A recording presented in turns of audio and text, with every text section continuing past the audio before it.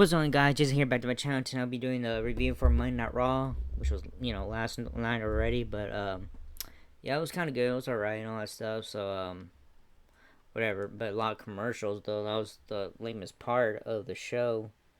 So, yeah, anyways, let's go ahead and get to it then. WWE does the Then Now Forever, including Becky Lynch arriving to the SAP Center in San Jose, California for tonight's show. And then we're going to go ahead and kick off with a segment with Rhea Ripley, Becky Lynch, kick off this week's show, and all that stuff. A lengthy,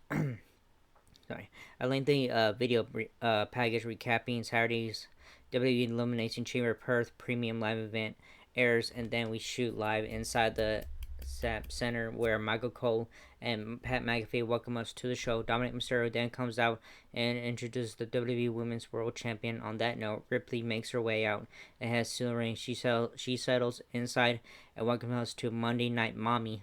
She talks about going down under with WWE for her homecoming in Australia this past weekend and successfully defending her title.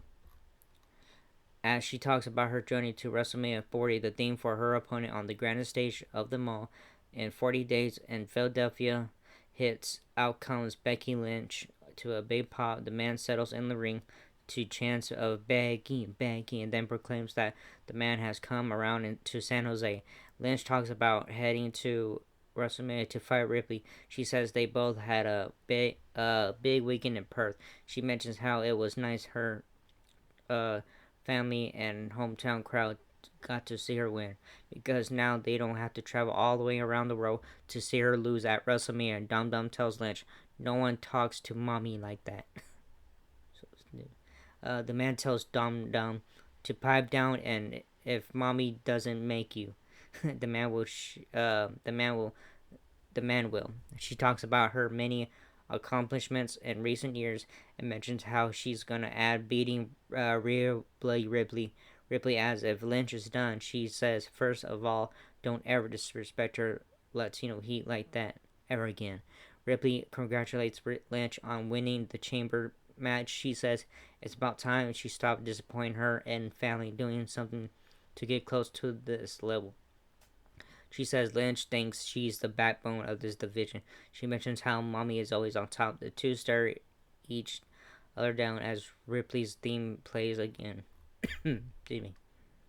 As Ripley walks off to the back, Lynch stares her down from the ring, and then out of nowhere, Nia Jax appears behind Lynch in the ring. She proceeds to beat Lynch down while Ripley watches on. Nia stops and tells.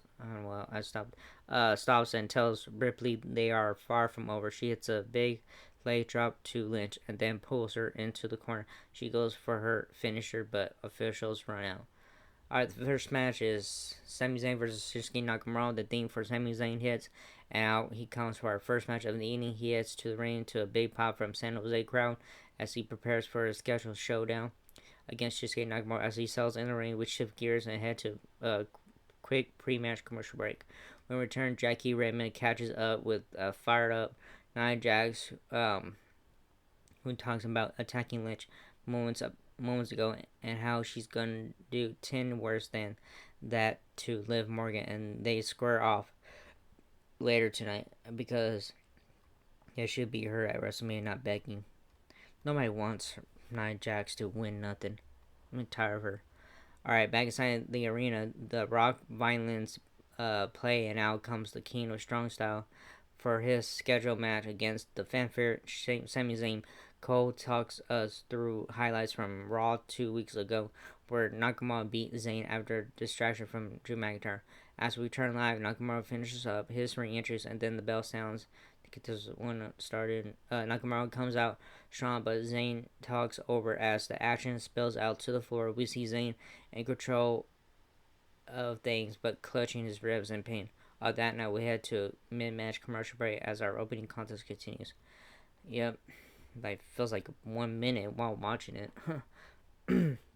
Zayn is on the offensive when we return, as Nakamura is working over the injured ribs of Zayn, whipping him into the turnbuckles with authority. Fans chant "Ole, Ole" to rally behind Zayn. I almost said Lynch. Zayn, sorry. Who turns Shinsuke inside out with a big lariat. Nakamura focuses on Zayn's ribs to take back over. They spill out to the floor as we head to another mid-match commercial break. See, this is what I'm talking about, guys. They do match quick. It's like 5 minutes while watching the match. That's what it feels like. I hate commercials. That this time we return, we see much of the same going on with Nakamura taking it to Zayn.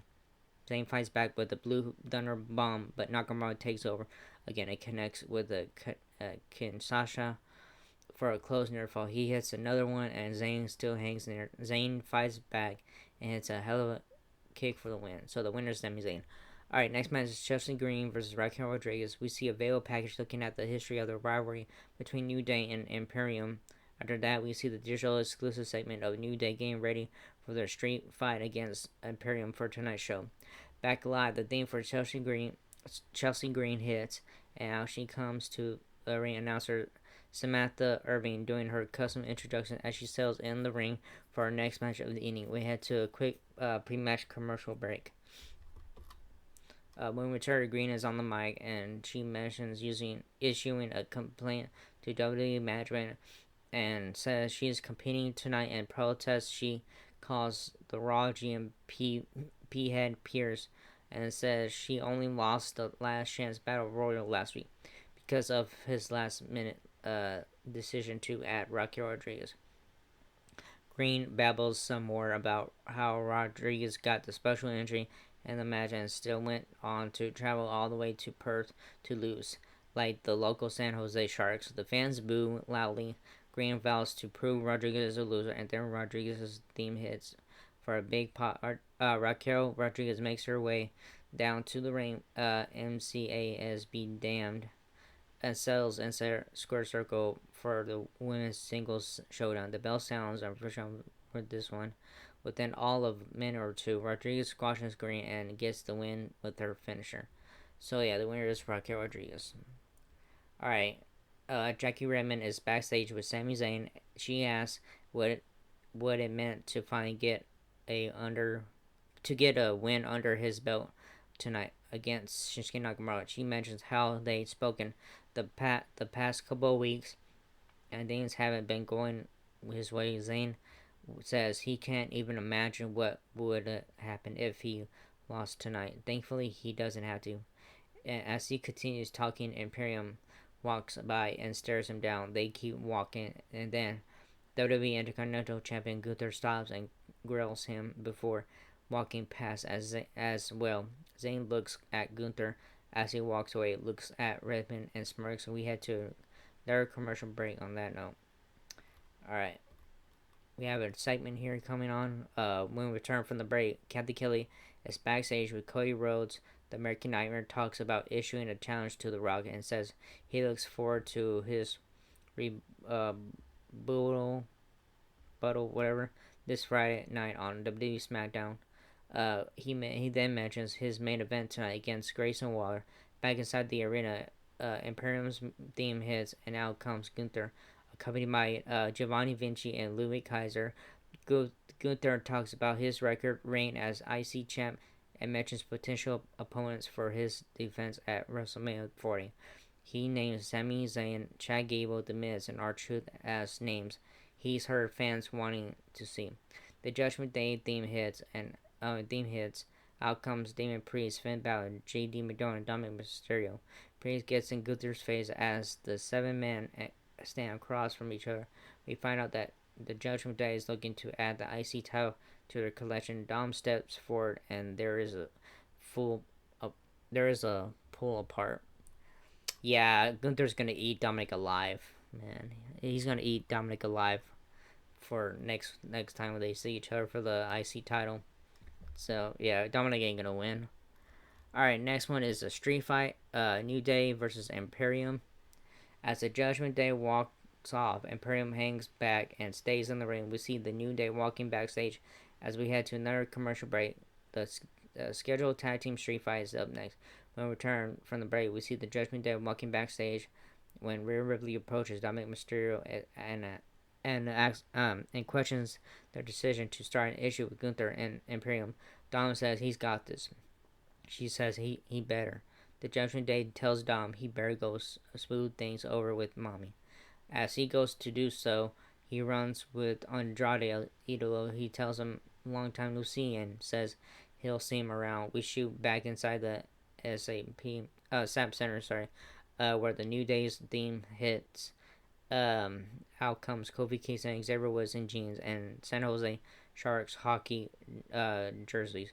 The tag team street fight immediately gets underway on the entrance ramp. The four-man brawl all over the place. A table is pulled and out, and the fans war. The New Day members each hit diving high spots from the ring to the floor on both Imperium members as we head to a mid-match commercial break as the match continues.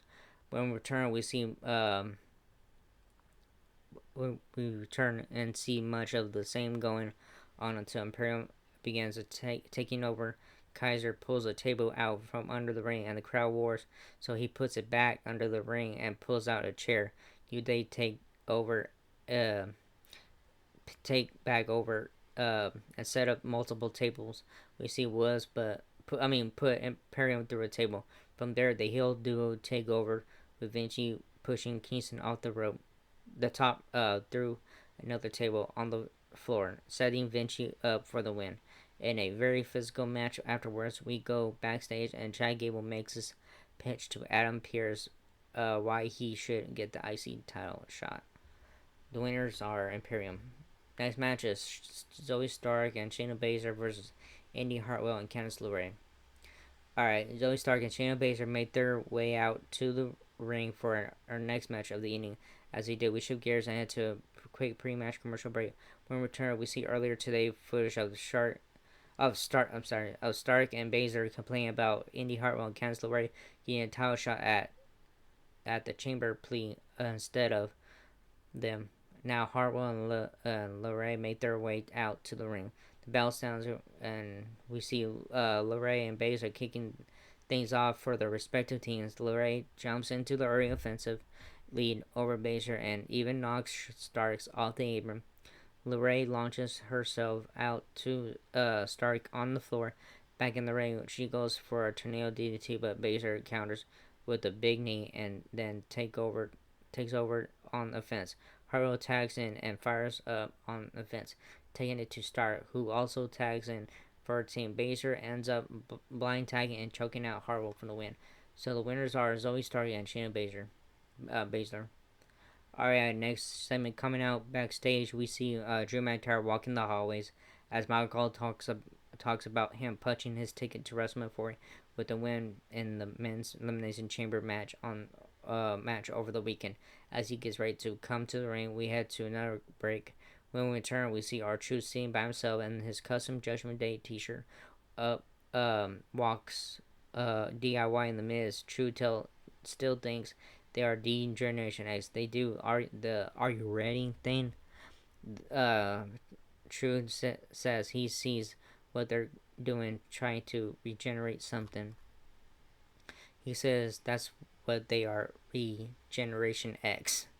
They all head off together, and we see, and then we return inside the SAP Center where Drew McIntyre's theme hits. Out comes the Scottish Warrior as Michael promotes McIntyre versus Seth freaking Rollins for the WWE title at WrestleMania 40.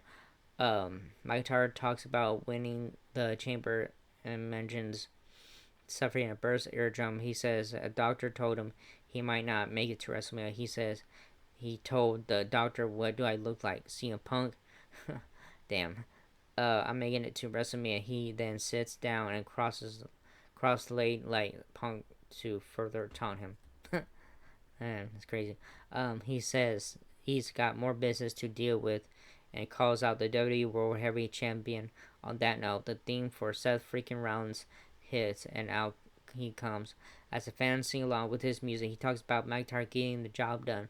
McIntyre mentions Rollins' issues with the bloodline. McIntyre tells Seth it's not worth it. He's got an injured knee and injured back, and now he's dealing with bloodline issues that should be left on SmackDown. He says we've seen this 100 times before. They'll be tearing the house down at WrestleMania, and the Bloodline will come out at the end and taint his victory. After that, Rollins says Drew may be right, but what if he's wrong? Rollins says some risks are worth taking, and this is one of them. He says if he doesn't deal with them now, it's only a matter of time before they come after the WWE World Heavyweight Championship, whether he has it or Drew does. They wish each other the best. Yep. Alright, Nia Jax versus Liv Morgan. We see footage of what transferred earlier in the show with Nia Jax attacking Becky Lynch. After that, the theme for Nia Jax hits, and now she comes for our next match of the evening. As she settles in the ring, we shift gears and head to a pre-match commercial break. When we return, the theme for Liv Morgan hits, and out she comes to continue her Liv Morgan revenge tour. The bell sounds. We're officially running with this one. Jax dominates from the word go and is taking tainted to Liv in the early goings. She hoists her up and she screams as she slings her into the ropes in awkward fashion. We head to a mid-match commercial break. As the action continues, when we return, we see Morgan slowly fighting back into competitive form. Jax starts to lose her cool, but before she can go overboard, Becky Lynch hits the scene and brawls with her. So the winner is no contest. So nobody won the match. Alright. We have a passing of one of the wrestlers and stuff. So yeah, I don't know who it is, but you know. Alright, sorry, go. The passing of pro wrestling legend Ole Anderson is mentioned as Michael Cole and Pat McAfee are shown on camera at the commentary desk. They mention his time in the Minnesota Wrecking Crew and the Four Horsemen. We head to another commercial break on that note. Alright, main event time is Cody Rhodes versus Grayson Waller. It's main event time. One more match to go. We see Austin Theory and Grayson Waller backstage. Waller talks about how he's gonna disrespect Cody tonight. We head to another commercial break. When we return from the break, we see Raw GM and Empress backstage. Becky Lynch approaches him and says she's not going to be able to move on to WrestleMania for a title match until she finishes her issues with Nia Jax. She wants a match with her next week. He makes it official. Liv Morgan comes in and is pissed. She confronts Lynch, telling her she was in the middle of something out there. She says not everything is about her. She storms off. It is announced that main event Jey Uso will be the special guest on the Jackie Redmond show this Thursday. After that, Redmond is backstage with Uso, who talks about coming up short every time he tries to better his situation. Drew McIntyre comes in and taunts him, and they end up in a wild brawl. Back inside the SAP Center, Grayson Waller's theme hits, and out comes the host of the Grayson Waller Fest, accompanied by Austin Theory for our main event of the evening. As he sells inside the ring, we shift gears and head into a quick match commercial break. When we return, Becky Lynch versus Nia Jax, and main event Jey Uso versus Drew McIntyre is announced for next week's Raw in San Antonio, Texas. The theme for Cody Rhodes hits, and out comes the American Nightmare for our final match of the evening. The bell sounds. We're officially one with this one. Some general back and forth early action, and then Waller starts to pull ahead again. I'm sorry, I can't talk. To pull ahead, Cody begins making a comeback and hits some of his trademark spots, knocking Waller to the floor. Cole mentions Paul Heyman has been spotted backstage as we head to a mid-match commercial break as our main event continues with Cody in the offensive driver's seat and Waller recovering with Austin Theory at ringside. As we settle back in from the break, the commentators remind us and confirm that Heyman has been spotted backstage. Waller whips Cody into the ropes and Cody dives through them to splash onto Theory at ringside back in the arena. Waller takes advantage of Cody's distraction and clothesline him. Rhodes fights his way back into the offensive lead, Moments later, and takes back over, he hits a Cody cutter and follows that up with his crossroads finisher for the pinfall victory. So the winner is Cody Rhodes. So yeah, here comes Paul Heyman. Paul Heyman confronts Cody Rhodes. After the match, Cody is celebrating his win when Paul Heyman emerges to the top of the stage with 3 security guards by his side. He introduces himself only for Cody to cut him off. He says he doesn't give a damn with what his name is, and says if it's a bloodline setup, bring it on. Cody stands with a chair in the ring. Heyman tells him to calm down. He said he's the only bloodline member here tonight. He mentions the security guards are off-duty officers. He tells Cody he needs to take the Rock's name out of his mouth. He says because his tribal chief Roman Reigns has authorized him to know if you back away from this challenge to the Rock. He says he's begging with him, please, pretty please, with a cherry on top, withdraw the challenge to the Rock, or else. Cody sits in the chair he was holding, or else what, Mr. Heyman? He says he hasn't trashed Rock on this mic or in the media yet because he likes everyone else was fans of The Rock. He says he's done and fed up with being nice. He says if it's a bloodline setup, like he said, come and get me. Heyman says he has better idea. Heyman walks up to the ring apron and gets ready to walk in the ropes. And as always he says, may I? Cody stops him. No, you may not. Heyman's off-duty officers start to enter the ring, in the ring, Cody stops them and says, "Let me make myself clear. If one person steps closer to him, he's dropping everyone." Paul says he respects that. He says, "Unless he's that person, right?" Cody says, "Wrong," and starts blasting the officers with chairs. Heyman jumps off the apron and grabs one phone. Call Roman Reigns. He pulls out a second phone. Call The Rock. Cody responds, "Go ahead, Mr. Heyman. Call the bloodline. It's not hunting me. I'm hunting the bloodline." The wise man of the bloodline walks backstage talking to both phones. Cody beats up the off-duty officers with his chair some more. Cody stands tall as his music plays again to end this week's show to promote as Cole promotes The Rock on Friday's SmackDown. That's how this show wraps up. Blah blah blah. So yeah, it was a good show. It was alright. Yeah. Anyways, so Friday will be a little more better because The Rock and all that stuff. So yeah, nobody likes The Rock no more because he's yeah. Anyways, that was it, and hope you enjoyed this video. If not, whatever, like, subscribe, favorite, and all that stuff, and yeah, and I'll see you all in the next video. Laters.